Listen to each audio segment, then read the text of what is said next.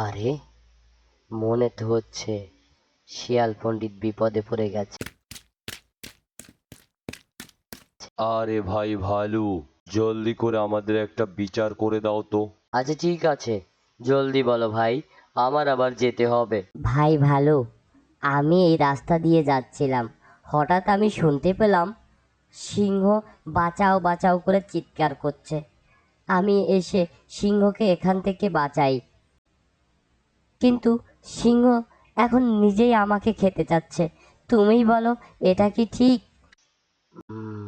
বুঝতে পেরেছি, কিছু একটা করতে হবে।